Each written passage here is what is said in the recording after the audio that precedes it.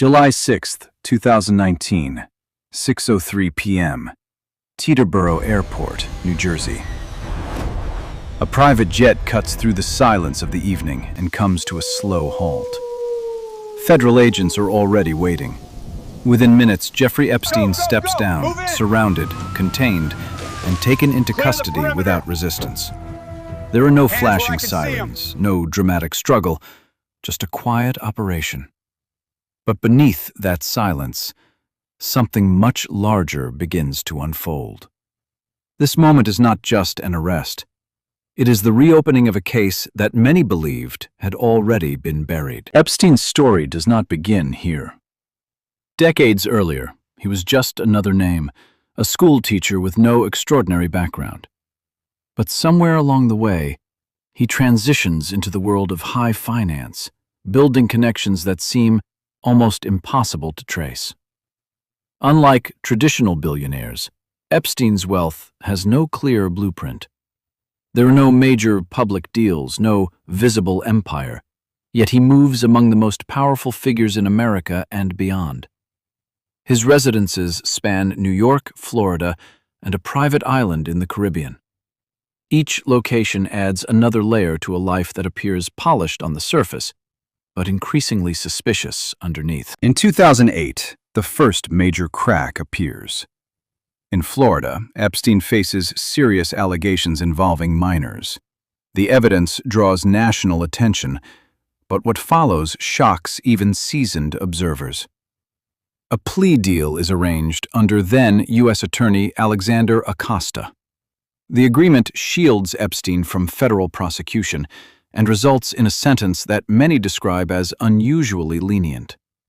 13 months in custody, with extensive work release privileges. During the day, he is allowed to leave the facility. At night, he returns.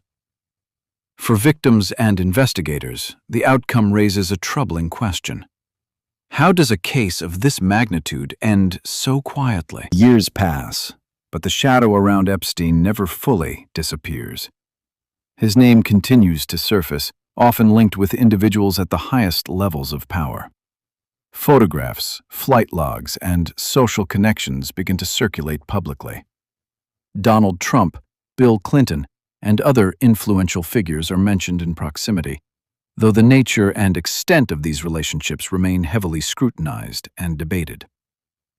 Epstein's private jet gains notoriety, and his island becomes the subject of growing speculation. With each new detail, the gap between public image and hidden reality becomes harder to ignore. By 2019, pressure builds again. Journalistic investigations and survivor accounts bring renewed attention to the case. This time, federal authorities act with greater intensity.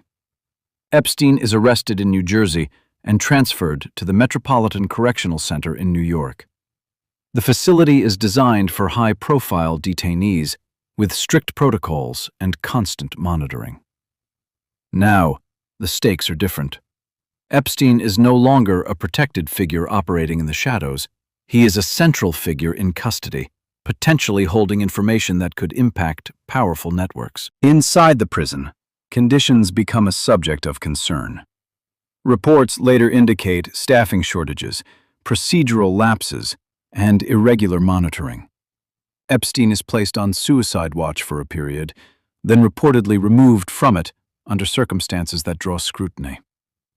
Every detail begins to matter, because the case is no longer just about past crimes. It is about what might come next. Investigators, media, and the public all focus on one possibility: testimony. If Epstein speaks, the consequences could be far-reaching. August 10th, 2019, 6:30 a.m., Metropolitan Correctional Center, New York. The routine of the morning is interrupted by a discovery that will instantly dominate global headlines. Jeffrey Epstein is found unresponsive in his cell. Emergency response follows, but it is too late. Within hours, the official narrative begins to form: apparent suicide. Yet almost immediately, that explanation is met with doubt. The timing The circumstances and the profile of the individual involved create a storm of questions. Subsequent reports reveal multiple failures. Security cameras in the relevant area do not capture usable footage. Guards assigned to monitor the unit reportedly fall asleep and fail to conduct required checks. Documentation is incomplete. For a facility designed to prevent exactly this outcome, the breakdown appears significant. Medical examinations confirm the cause of death as hanging, but independent experts highlight aspects that they argue deserve closer examination.